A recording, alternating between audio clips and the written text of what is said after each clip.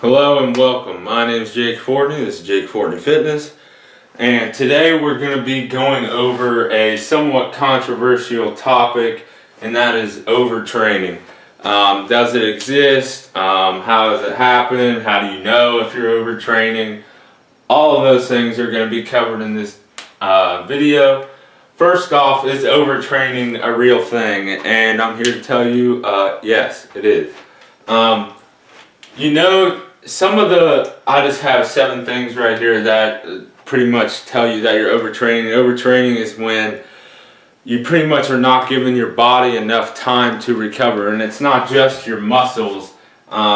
It's more along the line, it's like your nervous system and that type of stuff. It's like your body as a whole versus just your muscles. But it happens most of the time through physical activity.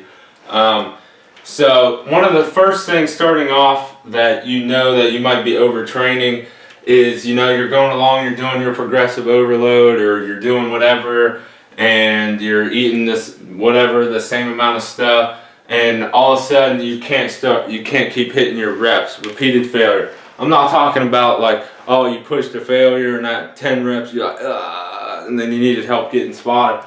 I'm talking about if the past month or so or whatever, you went up by like 5 pounds or whatever every 2 weeks or something like that, or every month, and then all of a sudden, and now don't get this confused with a plateau either. This is when you start going less. A plateau is more like you stay about the same. This is when you used to be able to hit like 3 sets of bench for 10 reps at let's say 185. And now you're struggling to get all 10 reps. You can only do like 3 sets of 6 or something like that, or you slowly decline. Another thing is losing leanness. Now, this could also happen easily from not working out, or if you're eating a lot of excess calories. But one of the main ways that you might be overtraining is if you're losing leanness, but you're still on your strict diet, you're still doing all the right things. It's just you're losing leanness because you might be overtrained. That's one of the telltale signs. And 3 and 4 are pretty much the same thing. It's just it's more common and more strength training athletes and endurance athletes. So if you're strength training, it's more common that some of the symptoms might be you're restless or unable to sleep. So that being like if you come home from like a heavy workout and you want to take a nap or something like that, or even more specifically at night, if you can't fall asleep, you have a tough time going to sleep, then you might be overtraining. And also if you are in endurance training, one of the main things for endurance training athletes when they're overtraining is they're very fatigued and sluggish and feel weak, and they feel like they can't really do anything. Although both of those are interchanged. You don't have, if you strictly run marathons and you're unable to sleep, that might be another telltale sign. It's just more endurance athletes feel sluggish and fatigued versus the strength training athletes most time feel restless and unable to sleep. Another one is your joints. Your joints might be in pain.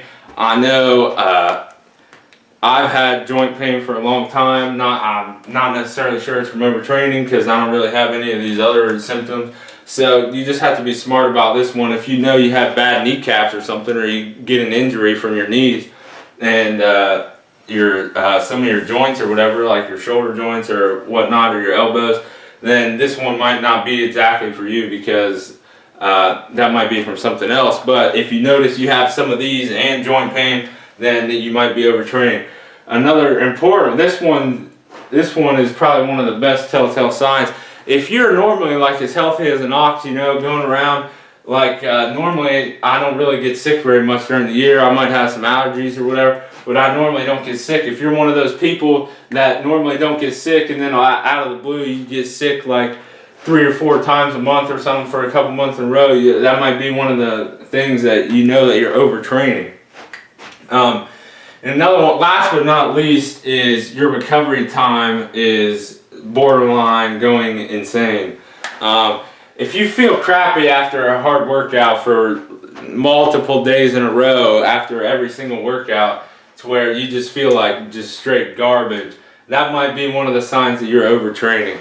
So the way I look at this is, if you have more than, let's say, 1 or 2 of these, then you have to think about if you're overtraining. Are you really pushing? Have you been pushing your body for an extended period of time? I'm not talking about like a week or a month. I'm talking about like multiple months in a row. You know, if you're doing heavy weight training every single day and doing cardio with that, then you might be at a higher propensity for overtraining than somebody else. Now, some people are.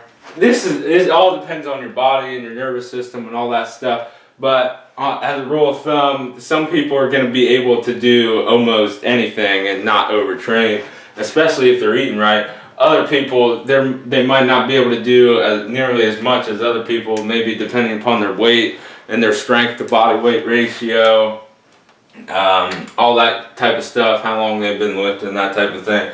You know, this is ways you can avoid this is implementing like deload weeks every month, every couple months, something like that. And then you can even, this is not to be confused with overreaching though.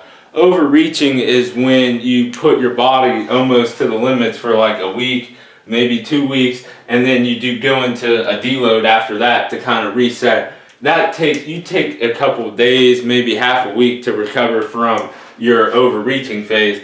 Overtraining, however, would take multiple weeks to recover from. So if you're starting to get all these signs, you might want to take a step back and look and see if you think that you're overtraining, because the longer you keep overtraining, the longer it's going to take to recover. And eventually you get to the point where you doing nothing is better than you doing something. Now, I know that's a bad thing to say, that you don't want to take that the wrong way. You know, you always want to be doing something unless you're overtraining. That becomes the point to where you actually are doing your body harm by doing more.